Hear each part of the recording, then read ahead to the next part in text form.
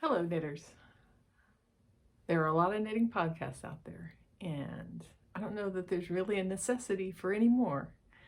But what I thought I'd like to do is I'd like to document kind of what I'm working on and everything, to be able to look back at this, to kind of have a record and kind of talk in detail, get a chance to talk in detail about things that I'm working on because I just enjoy doing that. And so, without further ado, basically, this is going to be called the Yarn Randomizer podcast. And the reason why is because about 5 years ago, I came up with this idea on how to use my yarn in a way that didn't have me always buying yarn and using it, favoring using recently purchased yarn.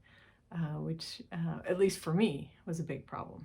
I had yarn that I had been dragging around for 30 years or more, and I can actually bring some of that out and show it. I still have some yarn that's relatively old, but interestingly, using this method, I've used up a lot of my older yarn. And so, first I want to introduce you to how I do that.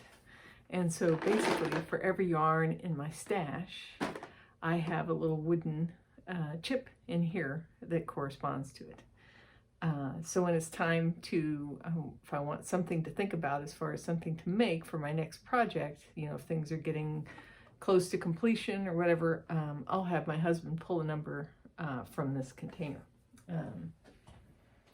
So that's kind of what structures my knitting, is picking these randomly. And I'll go over what projects have been picked for this year so far and kind of where I'm at. But as a beginning thing, I thought I'd go over what I've finished in the past month, since the beginning of the year, basically. And each of the things I'm going to show you is a Yarn Randomizer project from last year. So first of all are these socks. I made these, how well they show up, but this was a really neat pattern called the shag sock pattern, and the reason it had that name was because it's got a very unusual stitch heel construction. I don't know if you can see this, but you see that there's some of the slip stitches on the underside of the heel as well as on the back. These can be done toe up or top down. I'm a big fan of doing toe up socks. And so this pattern was released, I think late last year, and I picked it out. And what had happened was this yarn had come out as a choice of my Yarn Randomizer, this self-striping yarn. It's from Brazen Stitchery. And actually, the way I got this was I was watching Knitty Natty, and she was knitting on a yarn she'd gotten from Brazen Stitchery, and she was talking about how her stripes were irregular. And although she didn't care for that, at least in the socks that she was trying to do, I thought that was kind of a cool idea. And so I actually looked around and people's stashes on Ravelry. If you've never shopped people's stashes on Ravelry, I highly recommend it. You can find some interesting deals there, or get a chance to try a yarn you haven't tried before, and that kind of thing. And so I got from somebody else's stash, I got this lovely Brazen Stitchery sock yarn that was called, I think, My Zombie Valentine. And picked that up.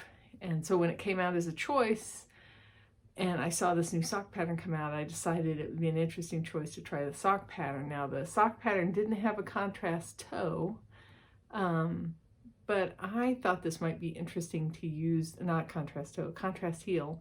Thought it might be interesting to put a little contrast in there on the heel, and so I had a little bit of leftover Madeline Tosh twist, twist light, I believe. And so I thought I'd go ahead and put that in there, and I thought it went very well with the red speckles on the yarn. And so that one I finished probably mid-January, and I'll put links for all of these. On my Ravelry page is always completely up to date. My full stash is stocked. My full stash is documented online.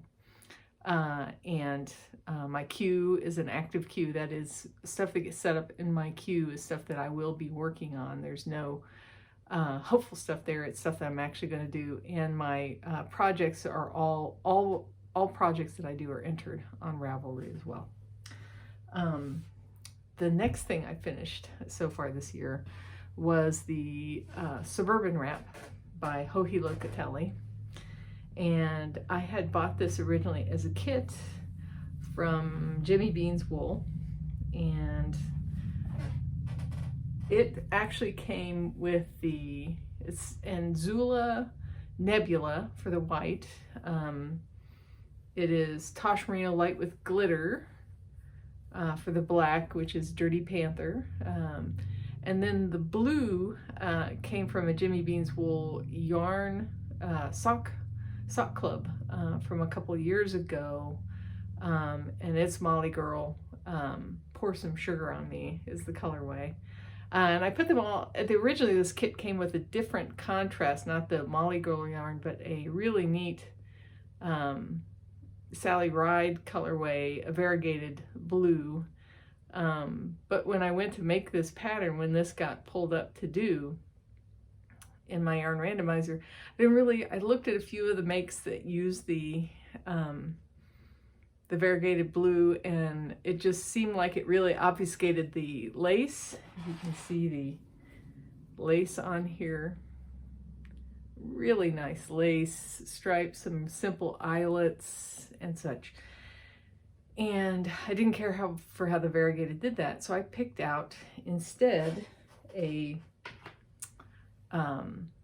solid blue, this really bright solid blue, which I thought popped really nicely with these other two colors, and made it out of that. So I had started this last year and then really worked the bulk of it this year, and it was actually a relatively quick knit.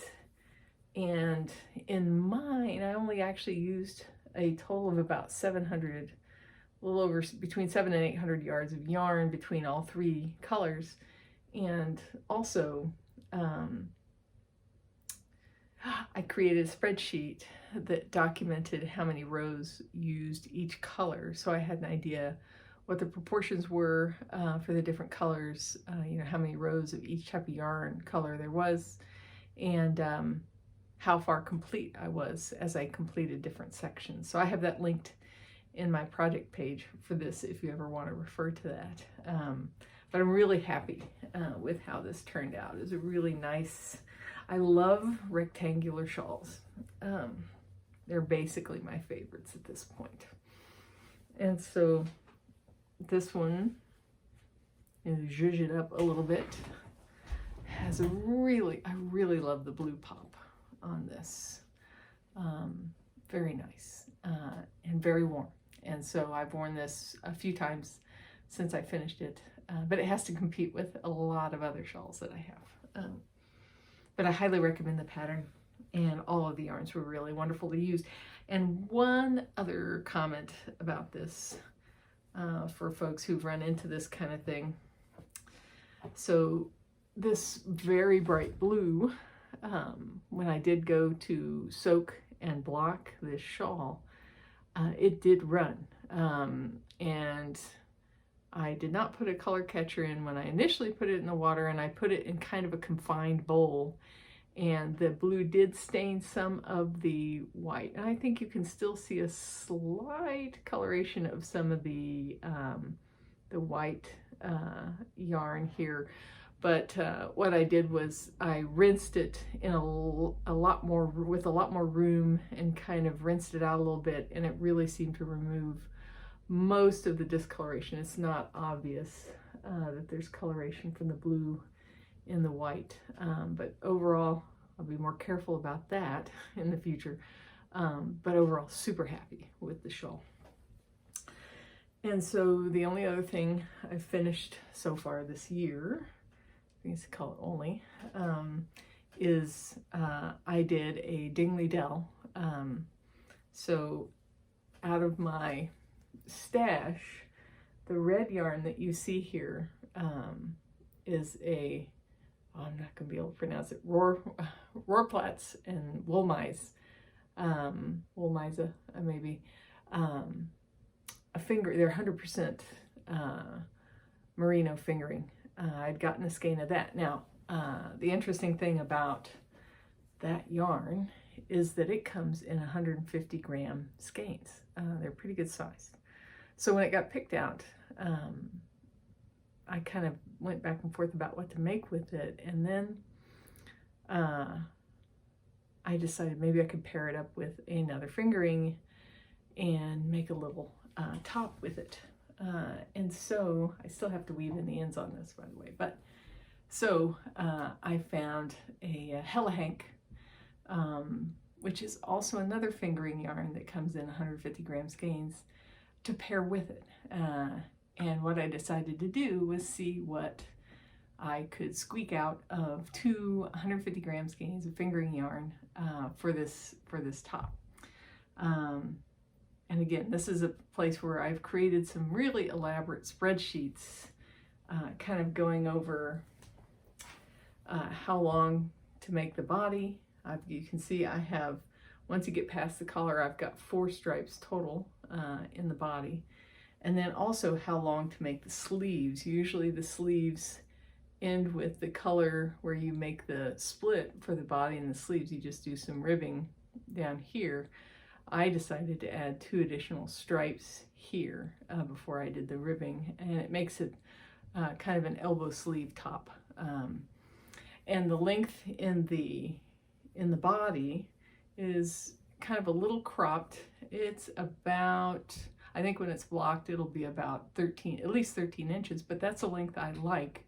Basically, it comes to my hip bone when I'm wearing a sweater. So I'm really pleased with what I came out with, and I only had very small amounts, maybe 20 yards of one, maybe a little more of the other left when I finished the sweater. But I have to say, this pattern is just a great pattern. Again, I'll link this below, and I'm drawing a blank on the name, which is really embarrassing because I've made a few of her patterns. Kramer is her last name, but really the structure, one of the things I wanted to be able to talk about in this podcast is some of the details. And so one of the neat things are these set-in sleeves at the shoulder. If you can see, you see this line of stitches coming down from the neck down to the top of the sleeve, provides a real nice amount of structure to that shoulder. That is, it's not going to let this thing kind of slouch. When I block it, I'll definitely be blocking it out a little bit, but it provides a really nice amount of structure, and then you can see the shape of the top of the sleeve there.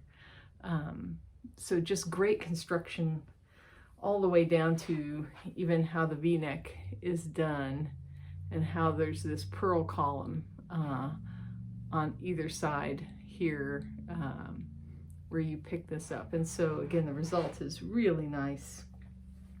Very happy with that, and I'll block that and probably model that when the weather gets a little bit warmer and stuff.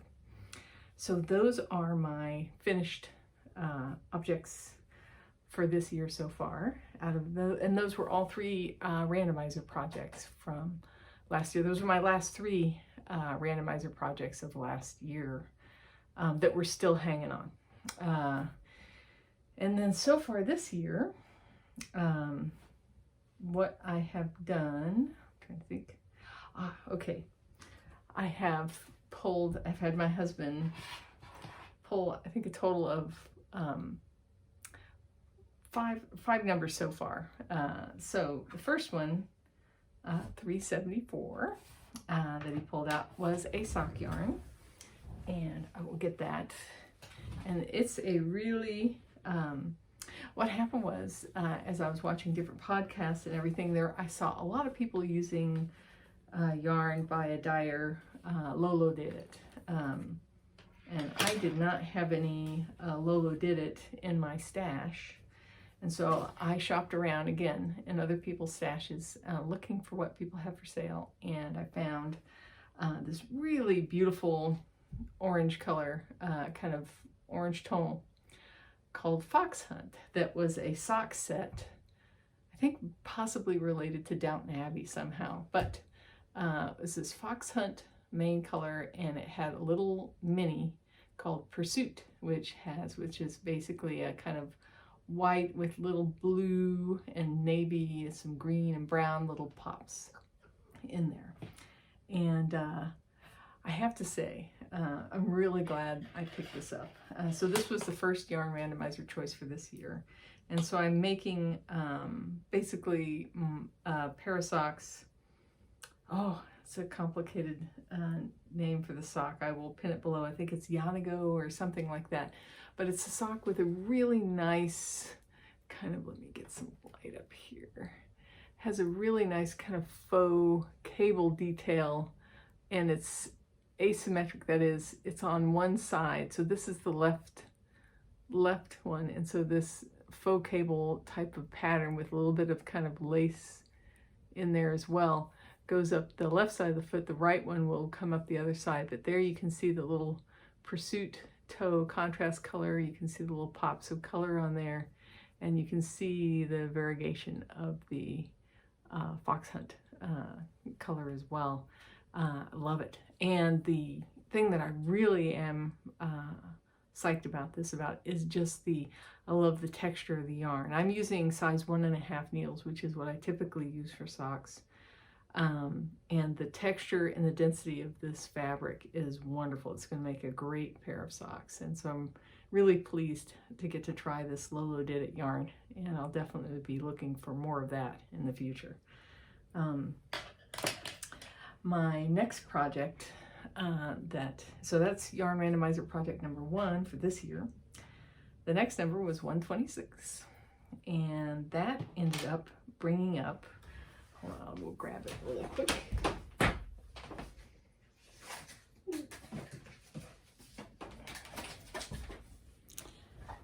That brought up a yarnable colorway that I had in stash called Born to Be Mild. And so it's kind of a white with kind of little bits of blue and brown and different shades of brown, a little speckling here and there.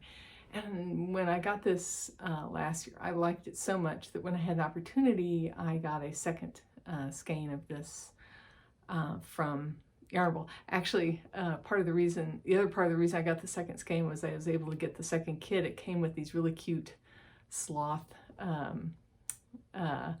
clips, paper clips, and a couple other things, and I gave those to my daughter-in-law because she had remarked on how cute they were, and so I thought I'd get her some. But I had 2 skeins of this, and when I had this last year, I thought this might make a perfect, pair of these with some mohair might be really great for a ranunculus, or a love note and stuff.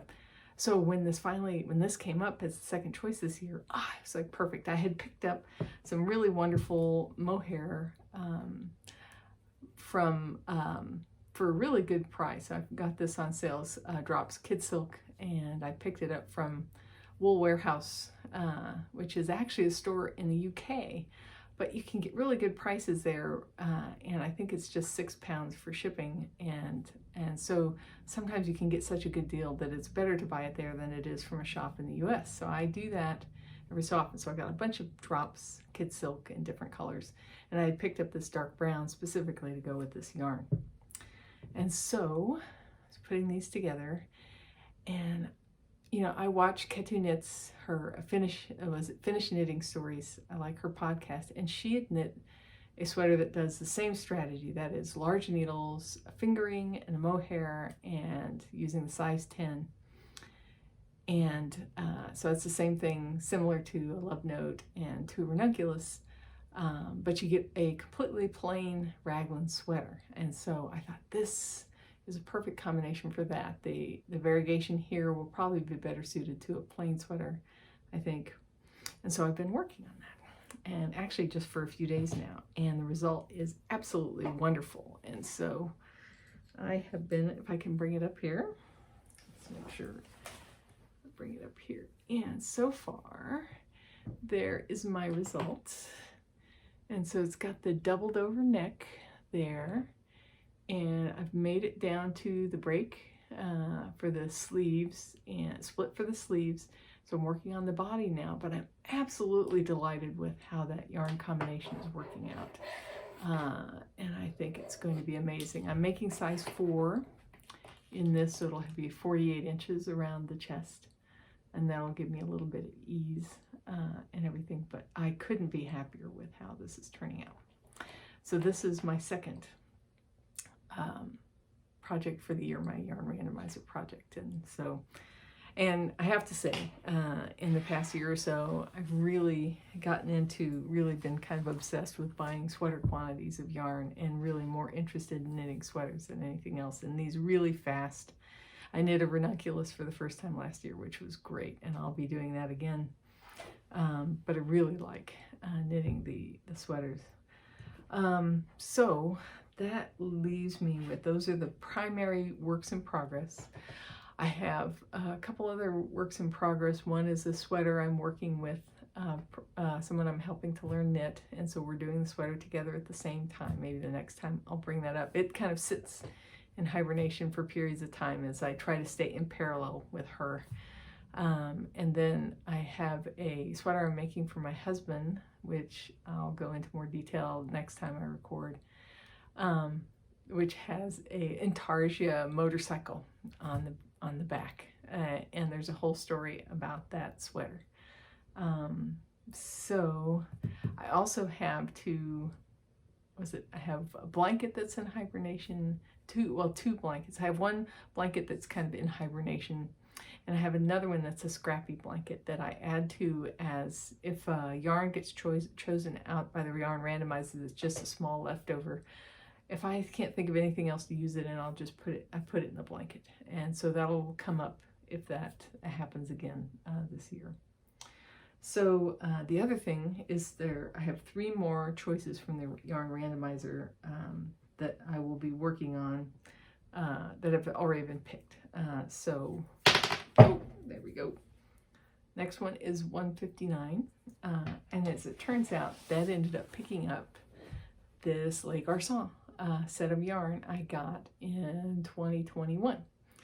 So this was their Christmas yarn for the year, and some beautiful yarn in here, and they had a really cool pattern. So you can see some of these, and let's just say the pattern's really neat, but I'm not the biggest cowl fan of doing cowls. I've done a few cowls, and I've got some that I like, but I just didn't feel like doing that cowl. Here's some more, just some great colors and great combinations of yarn. And I've saved all this. I've actually already balled up the main fingering yarn from La Bien-Aimée, and the ball of Suri, unbelievably soft there. So when this came up, I had to decide what to do, and I've actually found a shawl that I'm going to do, a shawl that uses originally intended for 2 skeins of fingering and 1 skein of Suri alpaca. And what I'm going to do is do the 2. I'm going to treat these 8 other colors. I think it's 8, yes. And I'm going to use them as the second skein. So I'll be alternating them into the shawl, and I'll make the shawl as big as possible. Big rectangular shawl again, right up my alley. And that's in my queue. And I've got a spreadsheet set up with how I'm going to pattern the yarn usage through it to use up all the colors and get a nice pattern of colors and everything. And I'll go into more detail on that when I get ready to start it. I may experiment with the width a little bit, maybe make it a little wider than called for, but we'll see. And Swanky Chic is the name of the shawl that I'm going to be doing with this. And so then the other 2 choices, the other 2 numbers that came up, the next one was 43, which is this really beautiful Black Cat Fibers yarn that I had picked up at a festival here in Ohio, and at Young's Dairy. There's an annual Young's Dairy yarn event, and this one is definitely going to be a vanilla pair of socks. I want to see how this knits up, and I'm going to use my favorite it's not a vanilla sock pattern, oddly enough. It's a pattern sock, and the ringwood socks, I like them toe up. They have toe up or top down again, and I'm going to use this, and I may knit it plain, or I may use the texture that's in the pattern. Either way, there'll be no contrast heels, toes, or cuffs. It'll just be this straight up all the way through to make a pair of socks, and so I'm looking forward to that. That I will not start until I finish this current set of socks that's going. And then the next choice, oddly enough, sequential, came up, 44. Sometimes I suspect my husband of looking through and picking things deliberately, but I don't know. We'll see. But whatever the case, that mapped to another yarn, a yarn I picked up off of Etsy from a place called Blue Barn Fiber. This is a really nice color. It's September Aspens, and so you can see it's got little speckles in the white area, and it's got this really beautiful pink, kind of pinky, orangey, kind of rich, really, really nice color. And I wasn't sure about making socks out of this, but I made my husband a Musselburgh hat, which everybody loves the Musselburgh hat, and it's a great way to use an entire skein, and there's no telling what your yarn is going to do with a variegated yarn when you use it. And so I think my decision right now is to use this in a Musselburgh hat. So that's where that stands. So that's all my finished objects, all my stuff in progress, all my kind of dream knitting, or kind of what's coming up.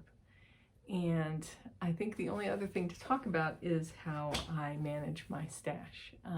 So I talked about how I choose yarns is through, unless it's like gift knitting or something very specific I'm making for somebody, I just use the Yarn Randomizer to pick projects. And so the other thing that I do is I'm trying to keep a lid. I do not want yarn beyond my life expectancy kind of thing going on. And so at the beginning of last year, I started a rule where twice as much yarn has to go out as comes in.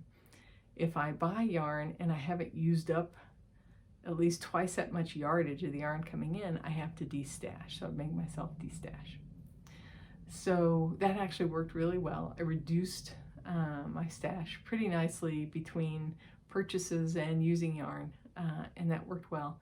I did a slight modification this year, and that is I can buy yarn. I don't have to immediately destash, but my rule is the yarn isn't available for use in a project until I have used up either used up or destashed enough to account for twice the yardage of the yarn coming in. So as an example, I have a yarn, right now I have one yarn that hasn't entered my stash, and I call it kind of being in layaway, that's waiting for me to be able to bring it in, and I will show it to you because it's such a delightful color. This was a yarn I picked up from Dye Mad Yarns. My husband has been going through getting both of his knees replaced. So when he was having his first knee replaced, as it turns out, Dye Mad Yarns has a shop in Columbus. It was within walking distance. And so I walked there and made a stress purchase of yarn, stress relief purchase of yarn. And most of them are in my stash because I had used sufficient amounts of yarn to put them in. But this one is not. And so this is the Hopkinsville Goblin colorway in DK, and I love this bright, ridiculous green. How well it's showing there, and you can see it's got little speckles of other colors in there and everything, and this is destined to be probably, you know, just a straight up, use this yarn straight up in a ranunculus perhaps, and stuff. And so I'm really looking forward to it. But it's off limits and it can't be picked until I've earned it back into my stash. I think there's one other thing worth talking about. I've become a little, let's see if I can find it. I will show it for next time, but I have a lot of vintage knitting patterns. Let's see. Is it be there? No. Oh, maybe it's right there. I have some vintage knitting patterns, and they're work baskets that I got from my grandmother, who passed away. Oh, it's at least 30 years. Oh my goodness. But so when they were clearing out her house and stuff, there were all these work basket magazines there from like the 50s, mainly from the 50s.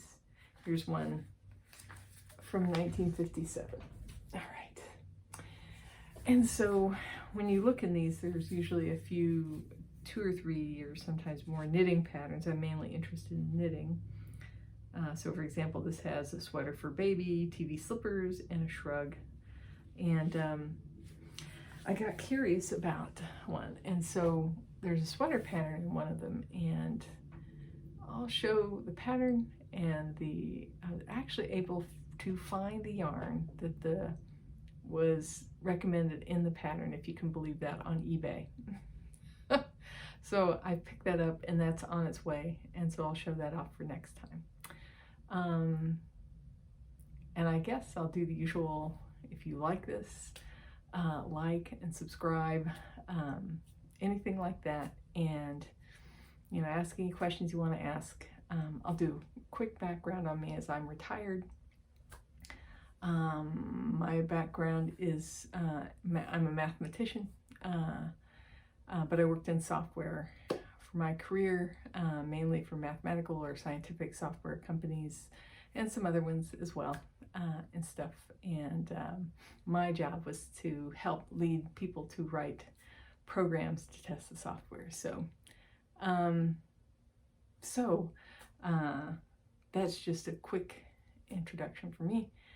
And if you enjoyed this, I'm going to keep doing it, mainly because I want to document, and I'd love to chat about stuff that I'm working on. I like the details, really into that, and hopefully I won't rush so much next time, and maybe even find a way to show some better close-ups of what I'm working on. So enjoy your knits, and I'll talk to you next time.